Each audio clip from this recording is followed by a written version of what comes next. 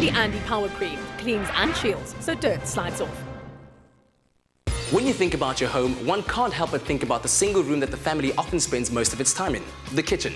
Now today I'm at House of Kitchen's design studio in Strand to take a look at the latest trends in kitchen design, but also give you some practical tips on how to keep your kitchen in tip-top shape.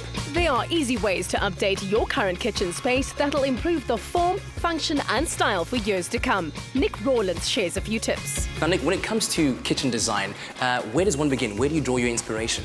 I focus my attentions around the catering element of a kitchen, whether they're entertaining, whether they're shy people, have they got a large family, how the actual ergonomics of a kitchen is going to work. Obviously, the purpose of a kitchen is to house appliances. So we have to be very clever in the way we design around there to ensure that the chef has got accessibility to all of the necessary appliances.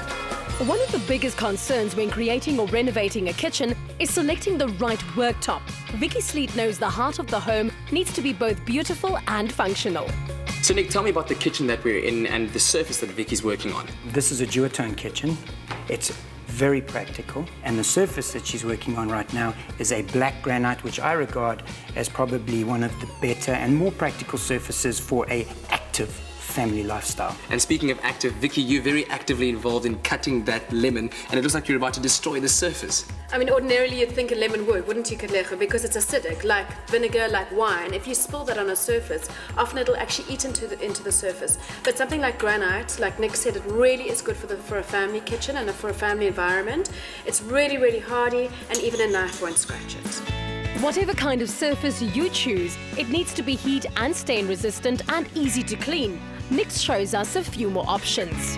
What you've got here are two materials, a resin composite and a quartzite composite with almost zero porosity. It makes for a very hygienic kitchen.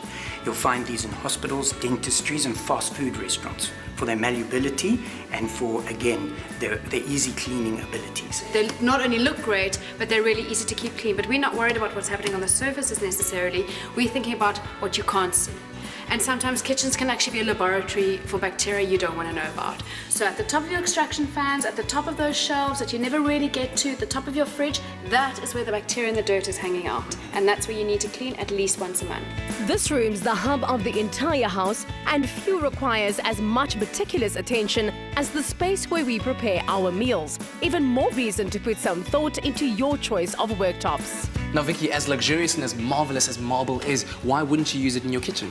I love marble. It's such a fabulous surface to work on. But the thing about marble, it's got a high level of porosity, which means products like balsamic or coffee or red wine, if you spill them, unfortunately, they will leave a mark. Let's take a look and see what happens. Oh wow, look what's happened. We know it's clean, but we've got a massive coffee stain and even worse balsamic vinegar stain, and I don't know what that oil's done to the marble, but it's not good. Unfortunately, marble looks amazing, but you are going to be left with a stain if you spill something. Katlego and Nick visited the home of the Downings, who recently renovated their kitchen to keep up with an expanding family.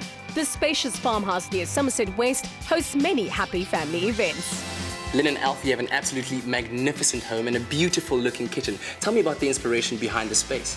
Kat, about 2 years ago we decided that with our large family of 12 grandchildren and 6 children and their partners, we decided we needed more space. And my friends normally sit around the table here drinking or sipping their wine, and then I do the cooking.